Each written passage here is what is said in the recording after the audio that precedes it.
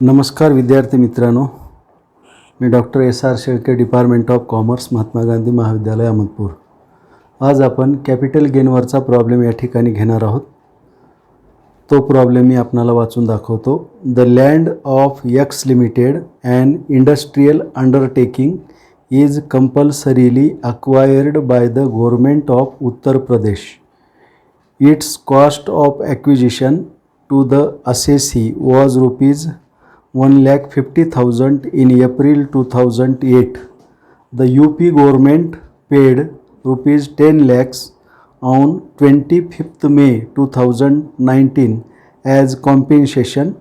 The company purchased another building for the industrial undertaking for rupees 2 lakhs on 20th March 2020. The company sold the new building for rupees 2,50,000 on 31st August 2020. Determine the amount of exempt under section 54D and taxable capital gain for the assessment year 2020-21 and 2021-22. The cost inflation index for the relevant year are 2008-9 137, 2019-20 289. तर अशा प्रकारचा हा problem आहे. ह्या प्रॉब्लेममध्ये थोडक्यात सांगतो मी तुम्हाला. एक्स लिमिटेड कंपनीची जमीन उत्तर प्रदेश गव्हर्नमेंटने म्हणजे कंपल्सरी अक्वायर केलेली आहे. म्हणजे राज्य सरकारला, केंद्र सरकारला त्यांच्या कामासाठी कुठलीही जमीन, कुठलीही इमारत अक्वायर्ड करण्याचा पूर्ण अधिकार असतो. त्या अधिकाराला अनुसरून उत्तर प्रदेश गव्हर्नमेंटने एक्स लिमिटेड यांची इंडस्ट्रियल अंडरटेकिंग असलेली जी जमीन आहे ती जमीन त्या ठिकाणी अक्वायर केलेली आहे. इट वॉज द त्या जमिनीची जी खरेदी किंमत आहे ती 1,50,000 आहे आणि ही जमीन एप्रिल 2008 खरेदी केली होती. मग उत्तर प्रदेश गव्हर्नमेंटने नुकसान भरपाई म्हणून 10 लाख रुपये त्यांना दिलेले आहेत 25 मे 2019 रोजी. जसं आता आपण एखादी जमीन विकतो आणि त्याचा मोबदला आपणाला मिळतो, तशा पद्धतीने नुकसान भरपाईच्या रूपाने उत्तर प्रदेश गव्हर्नमेंटने 10 लाख रुपये त्या एक्स लिमिटेडला मोबदला दिलेला आहे. Consideration. The company purchased another building for the industrial undertaking for rupees 2 lakhs on 20th March 2020. 20 March 2020 रोजी कंपनीने हे इंडस्ट्रियल अंडरटेकिंगसाठी दुसरी बिल्डिंग खरेदी केलेली आहे रुपये 2 लाखाला. The company sold the new building for rupees 2,50,000 on 31st August 2020.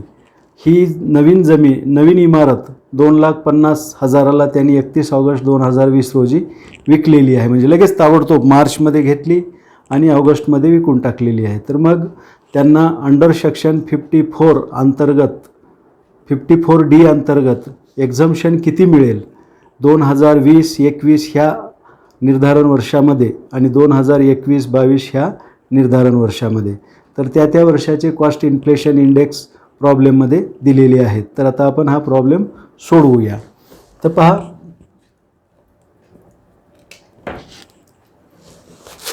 आता सेल कन्सिडरेशन आपणाला म्हणता येणार नाही, कारण UP गव्हर्नमेंटकडून कॉम्पेन्सेशन मिळालेलं आहे. म्हणून या ठिकाणी घ्या compensation received from UP government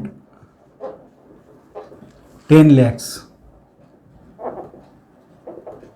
10 lakh रुपये कॉम्पेन्सेशन मिळालं. जर आपण ही जमीन किंवा इमारत विकली असती तर आपणाला त्याची किंमत मिळाली असती आणि मग आपण त्याला सेल कन्सिडरेशन किंवा full value of sale consideration असं त्याला संबोधलो असतो.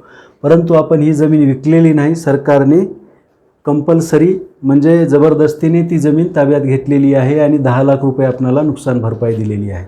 आता पहा, हायवेचे कामं चालू आहेत आणि अशावेळी सरकार जमीन अधिग्रहित करते आणि त्या जमिनीचा जो मोबदला आहे तो त्या जमिनीच्या मालकाला देते.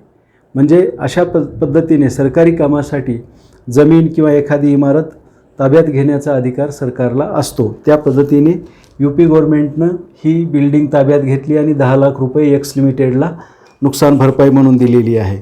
तर ही जमीन 1,50,000ला 2008मध्ये खरेदी केलेली आहे.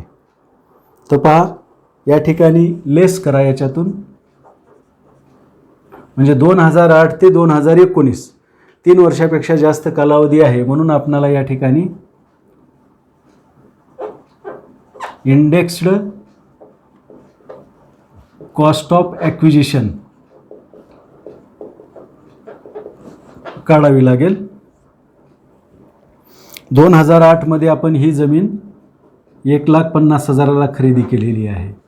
त्याला गुणिले चालू वर्षाचा इंडेक्स्ड इन्फ्लेशन इंडेक्स हा 289 आहे. ह्याला भागिले 2008-9 ह्या वर्षाचा इन्फ्लेशन इंडेक्स 137 आहे. आलं लक्षात. याचा गुणाकार भागाकार केल्यानंतर 3,16,423 याची किंमत येईल. पहा 3,16,423. 2008मध्ये ह्या इमारतीची किंमत 1,50,000 होती आणि आजच्या महागाई निर्देशांकानुसार त्याची किंमत 3,16,423 रुपये झालेली आहे. तर आता हे मायनस केल्यानंतर इथे किती शिल्लक राहील? 10तून 3 गेले 7, 10तून 3 गेले 7, 10तून 5 गेले 5, 10तून 7 गेले 3, 10तून 2 गेले 8. तर त्यांना 6,83,577 एवढा या ठिकाणी प्रॉफिट झालेला आहे. आलं लक्षात. प्रॉफिट झालेला आहे. तर ह्या प्रॉफिटला काय म्हणायचं? लॉंग टर्म कॅपिटल गेन असं म्हटलं जाईल. 6,83,577ला लॉंग टर्म कॅपिटल गेन. 2008 ते 19 म्हणजे साधारण 11 वर्षे ती जमीन त्यांच्या ताब्यात होती, म्हणजे 3 वर्षापेक्षा जास्त दिवस ताब्यात होती, म्हणून हे लॉंग टर्म कॅपिटल गेन. आता त्यापैकी त्यांनी काय केलं मग लगेच? आता यांचा बिझनेस किंवा अंडरटेकिंग, हे अंडरटेकिंग चालवण्यासाठी त्यांनी नवीन इमारत त्या ठिकाणी घेतलेली आहे रुपये 2 लाखाला. म्हणून यांना याच्यातून एक्झम्पशन मिळेल. Less exemption under section 54D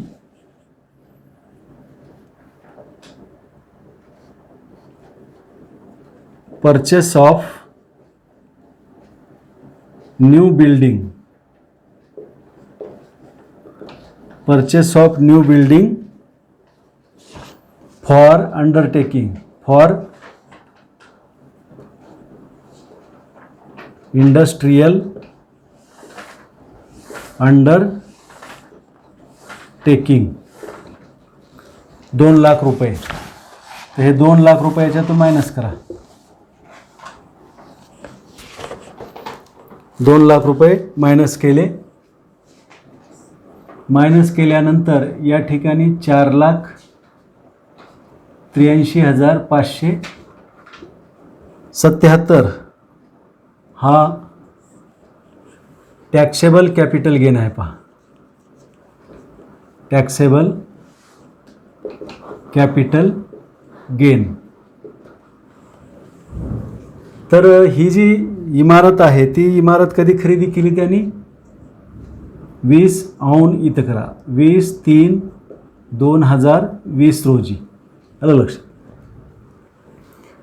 तर असेसमेंट इयर 2020-21 मध्ये त्यांना अशा पद्धतीने त्यांचा जो टॅक्सेबल कॅपिटल गेन आहे तो 4,83,577 एवढा राहील आणि त्यांना रुपये 2 लाखाचं या ठिकाणी डिडक्शन मिळेल अंडर सेक्शन 54D अंतर्गत. 54D अंतर्गत 54D अंतर्गत आता त्यांनी लगेच विचारले पहा 2021 आणि 22 ह्या वर्षासाठी त्यांना किती म्हणजे डिडक्शन मिळेल किंवा मिळणारच नाही ते आपल्याला या ठिकाणी कॅल्क्युलेट करायचं आहे. म्हणून या ठिकाणी लिहितो मी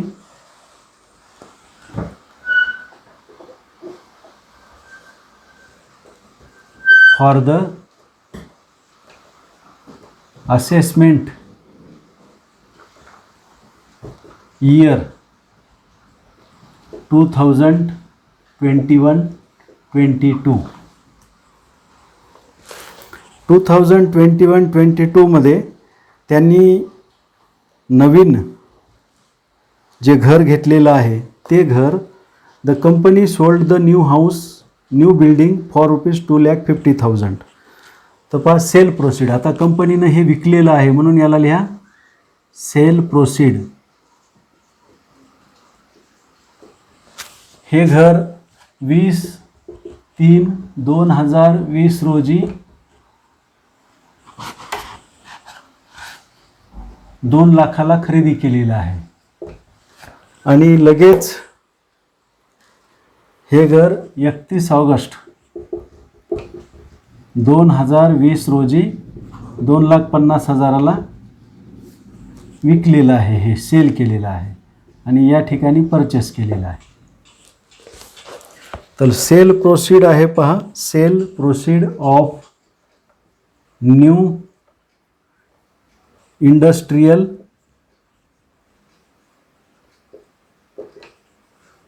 अंडरटेकिंग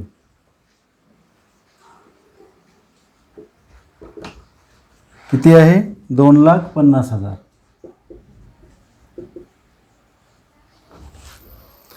त्यानंतर लेस कॉस्ट ऑफ ॲक्विजिशन. आता मी या ठिकाणी इंडेक्स्ड कॉस्ट ऑफ ॲक्विजिशन काढलेली नाही पहा. इंडेक्स्ड कॉस्ट ऑफ ॲक्विजिशन काढलेली नाही याचं कारण 20/3/2020ला हे घर खरेदी केलेलं आहे आणि 31/8/2020ला हे घर विकलेलं आहे. म्हणजे 3 वर्ष कालावधी या ठिकाणी पूर्ण झालेला नाही. म्हणून ही शॉर्ट टर्म कॅपिटल असेट आहे. शॉर्ट टर्म कॅपिटल असेट असल्यामुळे या ठिकाणी इंडेक्स्ड कॉस्ट ऑफ ॲक्विजिशन काढायची गरज नाही. तर जी काही कॉस्ट ऑफ ॲक्विजिशन आहे तीच याच्यातून मायनस करा. 2 लाख रुपये आपण मायनस केले तर इथं 50,000 रुपये शिल्लक राहिले. आलं लक्षात. आता हे शॉर्ट टर्म कॅपिटल असेट आहे.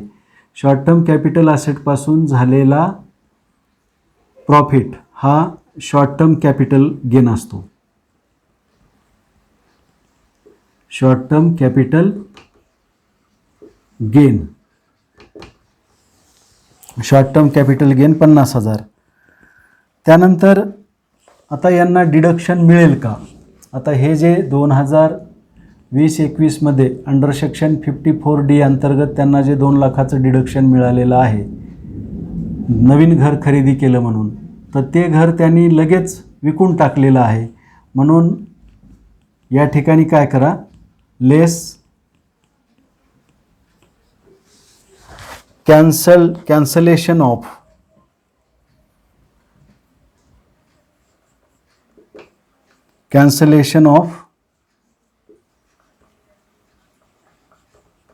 exemption availed under section 54D due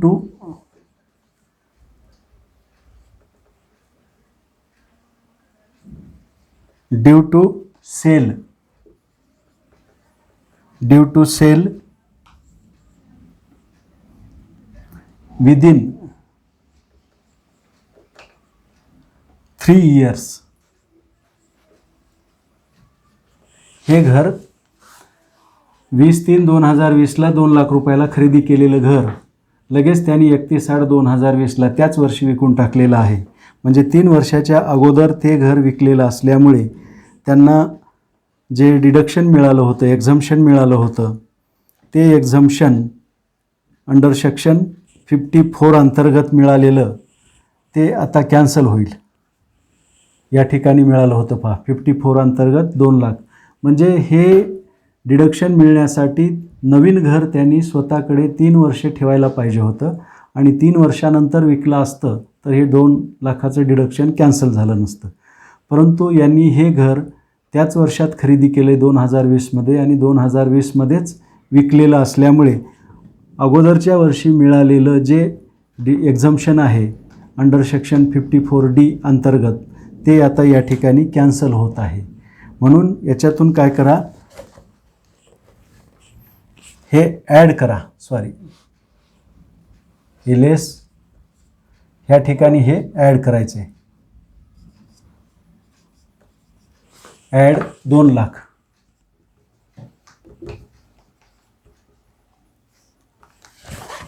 ₹2,00,000. आता त्यांची बेरीज करा. 2,50,000. ह्याला काय म्हणायचं, शॉर्ट टर्म कॅपिटल गेन. तर 2021-22मध्ये त्यांची ही पोझिशन राहील, 2020-21मध्ये ही पोझिशन राहील. मिळालेलं डिडक्शन कॅन्सल करण्यात आलेलं आहे कारण 3 वर्षाच्या आत ती इमारत त्यांनी विकलेली असल्यामुळे डिडक्शन मिळालेले 2 लाख रुपये कॅन्सल झाले आणि त्यांच्या शॉर्ट टर्म कॅपिटलमध्ये ते ॲड झाले आणि त्यांचा टोटल शॉर्ट टर्म कॅपिटल 2021-22मध्ये 2,50,000 रुपये राहील. तर अशा पद्धतीने हा प्रॉब्लेम या ठिकाणी पूर्ण होतो. काही अडचण असेल तर विचारा. या ठिकाणी थांबतो. धन्यवाद.